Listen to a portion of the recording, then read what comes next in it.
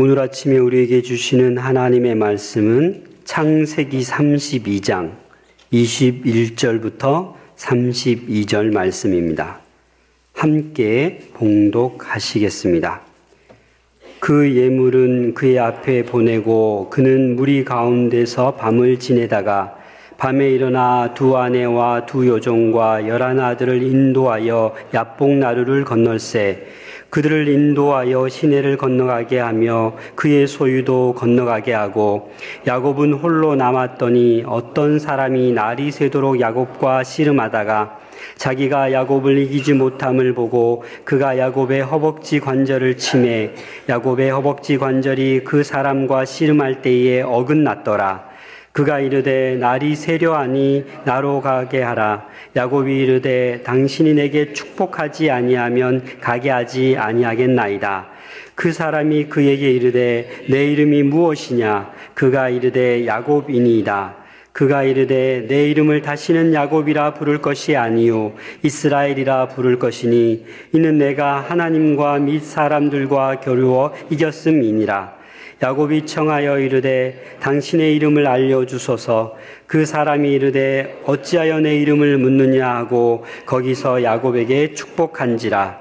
그러므로 야곱이 그곳 이름을 브니엘이라 하였으니 그가 이르기를 내가 하나님과 대면하여 보았으나 내 생명이 보존되었다 함이더라.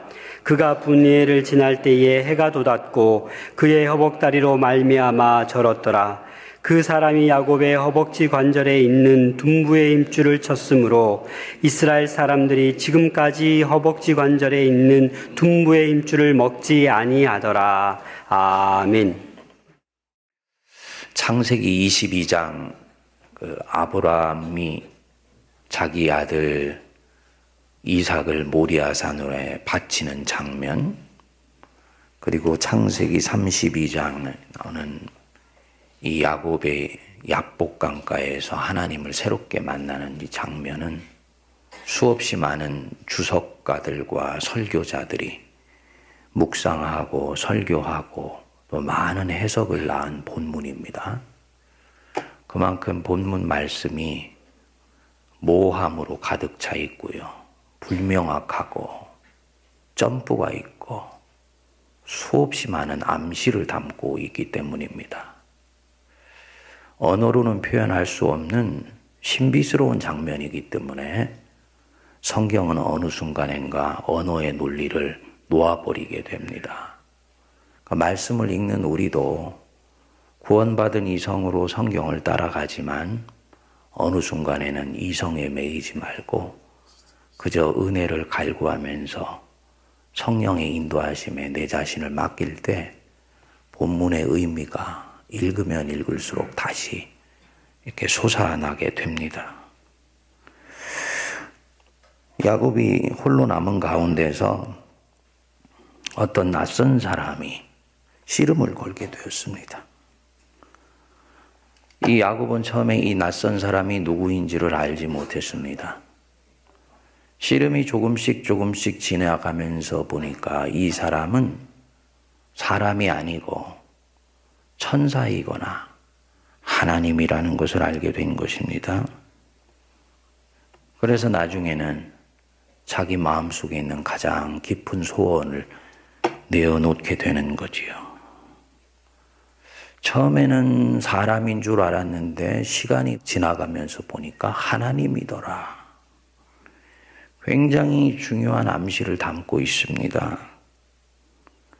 씨름을 하는 우리 같은 인생에 있어서도 내가 씨름하는 대상이 사람인 줄 알았고 환경인 줄 알았고 상황인 줄 알았는데 그 사람과 환경과 상황과 씨름이 진행되면서 조금씩 보니까 그 사람 뒤에서 환경 뒤에서 역사하시는 하나님이 바로 이 일들을 이끌어 가시고 계시다 라는 것을 알게 될 때 그 사람은 비로소 자기 문제의 본질에 있게 되는 것입니다. 상황이 아니고 사실은 상황 속에서, 상황 위에서, 상황 주변 속에서 역사하시고 보이지 않는 손길로 이끄시는 하나님이 결국은 핵심이고, 그래서 우리는 그 하나님과 씨름하면 되는 것입니다. 그래서 그 하나님과 씨름하여서 그분과 이 문제가 해결되면 시간이 지나면서 나를 삼켜버릴 것 같는 그 상황은 어느새 정리되어 있는 거지요. 사람과 씨름하고 있는 줄 알았더니 하나님인 줄 알았던 거예요. 하나님인 것을 알고 나서 야곱이 이 낯선 사내로 포장되어 있는 하나님께 바짝 다가가서 씨름에 저돌적으로 매진을 하게 됩니다.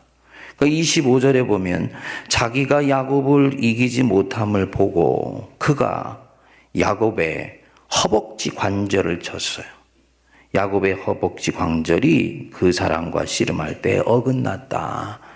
우리 개역 개정에는 이렇게 되어 있습니다만 개역에는 그냥 환도뼈라고 나와 있지요. 허벅지 관절 그리고 그 옆에 있는 힘줄을 일컫는 것입니다. 그런데도 야곱이 포기하지 않고 씨름하는 이 낯선 사람의 허리춤을 더 집요하게 물고 늘어졌습니다. 그러니까 그 사람이 날이 새려고 하니까 이제는 나로 하여금 가게 해주세 라고 얘기를 했습니다. 그랬더니 야곱이 뭐라 그럽니까? 야곱이 이르되 당신이 내게 축복하지 아니하면 가게 하지 아니하겠나이다. 뜬금없이 물었습니다. 네 이름이 뭐냐? 야곱이니이다. 나는 찬탈자고 나는 빼앗는 자고 내가 이때까지 찬탈하고 빼앗아 왔기 때문에 나는 좋은 면이건 나쁜 면이건 지금 이 야복강에서 당신과 씨름을 할 수밖에 없는 처지가 되어 있습니다. 그러니까 이 낯선 사람이 얘기를 하죠. 네 이름을 다시는 야곱이라고 부르지 않아야 할 것이고 너는 이스라엘이라 부를 것이니 너는 하나님과 및 사람과 겨누어서 이기었음이니라. 그리고는 야곱이 이 사람을 내어보내줬어요. 그 뒤에 배경이 기가 막히죠. 성경은 이때 해가 돋았고 야곱은 그 씨름에서 나온 허벅지 관절의 힘줄이 끊어진 것으로 말미암아 절었더라. 밤에 씨름을 시작했는데 해가 돋았습니다. 야곱의 인생에 비로소 은혜의 햇살이 비치기 시작한 것입니다.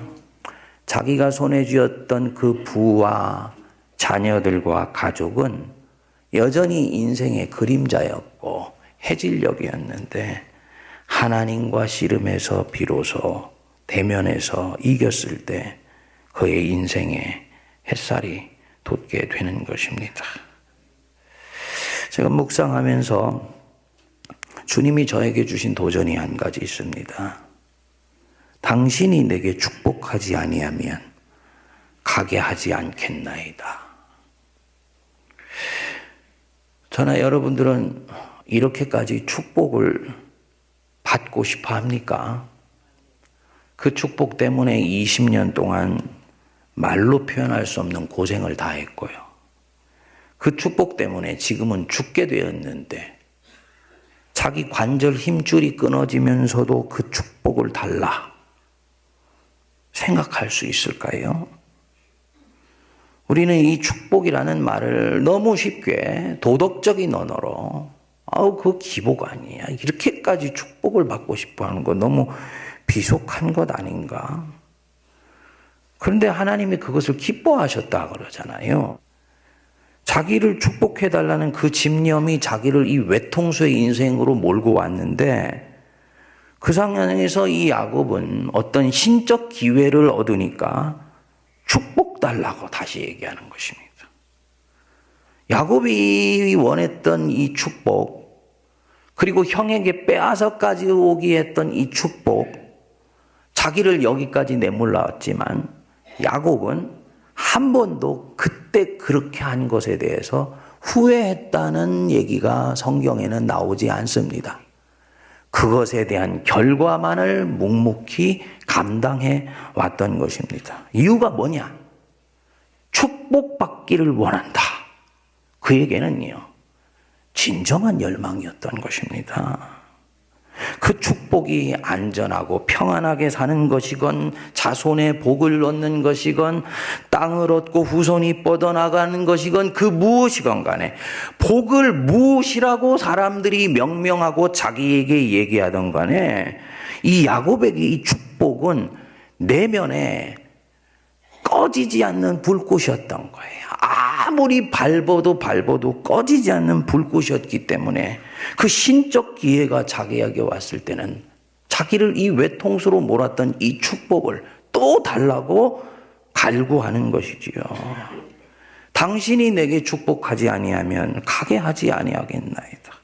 저는 묵상하면서요, 절박하고 절절하다 못해서 처절하기까지 하다. 그만큼 야곱은 자기 생을 진심으로 사랑했던 사람. 여러분, 어떤 사람이 그 삶에서 집념을 갖고 있다는 것은 그 두 가지 이유인데, 하나는 거룩한 것에 대한 집념이건 아니면 우리가 흔히 얘기할 때 속된 것, 지나가는 것에 대한 집념이건 그것을 형성하는 밑바닥에 뿌리는 동일합니다. 뭐냐면 생에 대한 애착이에요. 그 생에 대한 애착이 잘못 핸들링 되면 집착이 될 수도 있지만 그 뿌리는 같습니다. 자기가 받은 이 생을 자기의 방식으로 진심으로 사랑한다는 것입니다. 저에게는 그렇게 묵상이 됩니다.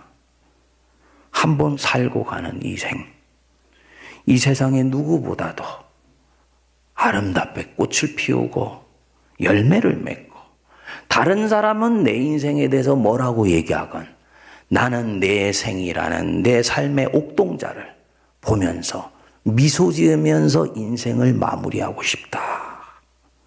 그래서 자기 앞에 다가오는 이 에서라는 운명이 자기 생을 날려버리려고 하는 것 같이 느껴지자 그것에 저항하면서 하나님께 매달리는 것입니다. 이 운명 바꿔주시지 않으면 나는 당신을 떠나보낼 수가 없습니다. 그 32절에 보면 그 사람이 야곱의 허벅지 관절에 있는 둔부에 힘줄을 쳤으므로 이스라엘 사람들이 지금까지 허벅지 관절에 있는 둔부의 힘줄을 먹지 아니하더라.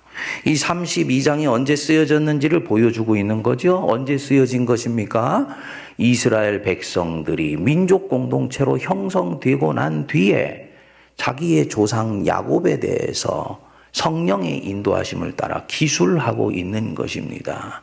무슨 얘기냐면 우리는 야곱의 인생이 시작될 때 이미 야곱이 뱃속에서부터 한 사람은 선택되고 한 사람은 유기되었다라는 구속사의 흐름 속에서 이 야곱의 인생을 보지만, 야곱의 이 스토리 안으로 들어가 보면 야곱은 자기가 아직 선택되었다는 것을 알지 못합니다.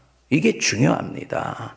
그렇기 때문에 이 야곱에게 에서는 지워지는 자고 버려지는 자고 유기되는 자고 하나님에 의해서 포기된 자가 아니라 자기가 꽃피어가는 이 인생을 분지러뜨리기 위해서 뚜벅뚜벅 자기 인생 한복판으로 걸어오고 있는 어두운 운명의 그림자예요. 근데 야곱은 그 운명을 선선히 받아들이는 것이 아니고 자기가 믿는 하나님을 붙들고 집요하게 씨름을 벌이고 있다. 그리고 하나님은 그 씨름을 기뻐하셨다는 것입니다. 그래서 이 운명을 바꿔주시지 않으면 나는 당신을 떠나보낼 수가 없습니다. 묵상해보면 무슨 마음이 떠오르세요, 여러분? 하나님이 저와 여러분들에게 말씀하는 것 같지 않으십니까? 너는 어떠냐? 너는 야곱처럼 처절할 정도로 네 인생을 사랑한 적이 있느냐? 네 인생을 야곱처럼 처절하게 사랑하기 때문에 목이 타들어가듯이 무엇인가를 절절하게 원한 적이 있느냐? 아니면 네가 원하는 많은 것들, 사실은 다른 사람들이 너에게 넣어준 것이고 너에게 교육한 것이고 이것이 좋은 것이야 라고 얘기를 하니까 너도 좋은 것이라고 그저 되뇌이고 있을 뿐이지, 야곱처럼 인생의 앞복강가 한복판에 섰을 때는 언제든지 이 불편한 원한 것들 날려버리고 사실은 네가 또 다른 것을 하나님께 들이대려고 하는 그 절박함과 진정성이 약한 그런 신앙의 걸음을 해온 것은 아니냐 묻는 것 같습니다. 저는 개인적으로 많은 기도 제목을 가지고 있습니다만 떨쳐보내도 저한테 반복해서 돌아오는 기도 제목이 있어요. 그리고 이 기도 제목은 굉장히 개인적이면서도 어떻게 보면 속돼 보이기까지 하는 기도 제목입니다. 여러분들한테는 아직 그걸 얘기할 수 없어요. 그런데 제가 이 야곱 앞에 섰을 때 그것에 대해서 도덕적인 판단을 하지 말아야 되겠다는 생각을 했습니다. 반복해서 나에게 밀물처럼 다가오는 제목이라면 그 속에는 숨겨져 있는 하나님의 마음이 있을지도 모르겠다는 생각이 들었기 때문입니다. 이렇게까지 절절하게 해달라고 기도했지만 이루어지지 않자 하나님의 허리춤을 끝까지 붙들면서까지 늘어진 바로 그 무엇, 하나님이 바로 그 마음을 기뻐하시는 것 같아요. 여러분, 열심히 기도하자 이 얘기 정도가 아닙니다. 이 본문은 그렇게만 해석되기에는 너무너무나 깊은 본문이에요. 하나님의 허리춤을 붙들고 늘어질 정도로 네 인생에 원하는 그 무엇을 찾으라는 명령이고요. 그것을 마침내 찾았으면 구하고 두드리고 갈구하고 목이 타들어 갈 정도로 집요하게 여호와 하나님 앞에서 물고 늘어지라는 말씀이에요. 그리고 하나님은 그 삶을 기뻐하신다는 얘기입니다. 어설프게 도덕적이고 윤리적인 판단하면서 이거 기복주의네, 이거 축복주의네, 이거 하나님이 세상 사람들이 볼 때 안 기뻐하시네, 이렇게 생각하지 말고 진심이면 구하라는 거죠. 그리고 기도할 때만이 아니라 평소에도 물고 늘어지라는 말씀입니다. 이스라엘, 새로운 민족인데요. 하나님과 겨누어 이겼습니다. 어떤 분들은 이 사라라는 말이 붙들다, 씨름하다, 엘이라는 말이 하나님이다. 어떻게 사람이 하나님과 겨누어 이기냐? 그래서 뭐 하나님이 보호하신다, 하나님이 동행하신다, 이렇게 이스라엘을 다르게 해석하기도 합니다만 본문의 의미로 그대로 들어가 보면 하나님이 져주신 것이건 아니면 실제로 야곱이 이 순간만은 하나님의 의지를 능가할 정도로 원하는 것이 있었건 간에 어쨌든 하나님은 자기를 허리춤을 붙들고 자기를 이기는 그 야곱을 기뻐하셨다는 거지. 그게 새로운 민족이고 새로운 백성이다라는 거죠. 영혼의 갈망을 가진 사람, 목사라면 한국교회에 대한 진정한 갈망을 네가 진짜 가지고 있느냐. 우리 세문안교회 적용하면요, 세문안교회가 한국교회 어머니 교회라고 우리가 고백하고 또 계속 그렇게 쓰이기를 원하는데 진정으로 한국교회 어머니 교회로서 영혼의 젖줄을 공급하겠다는 절절함이 있느냐, 아니면 사람들이 그저 우리를 그렇게 불러주길 원하고 우리가 그 속에서 어머니 교회라는 자의식을 가진 것으로 만족하고 있는 것은 아니냐. 굉장히 많은 부분들을 우리에게 도전해 주는 부분입니다. 당신이 내게 축복하지 아니하면 나는 당신을 가게 하지 아니하겠나이다. 하나님이 우리에게 주시는 하나의 기도 제목, 내 마음의 소원들, 또 하나님이 주신 거룩한 사명, 여러분 표피적으로 피상적으로가 아니라 하나님 앞에서 절절하게 붙들고 씨름하며 믿음의 경주를 이어갈 수 있게 되길 기도합니다. 기도하겠습니다. 우리 주 예수 그리스도의 크신 은혜와 하나님 아버지의 만극하신 사랑하심과 성령님의 위로교통 감동 감화 역사하심이 하나님이 내 마음속에 넣어주신 그 갈망이 하나님 안에서 이루어지기까지 하나님의 허리춤을 놓지 아니하며 끝까지 하나님과 씨름하고 내 인생과 씨름하여 마침내 분이엘의 새 아침을 맞기로 다짐하는 모든 주의 백성들 머리 위에 피로 값주고 사신 이 교회와 갈라져 신음하는 남과 북, 사랑하는 조국 대한민국 위에 이제로부터 영원토록 함께하옵시기를 간절히 축원하옵나이다. 아멘.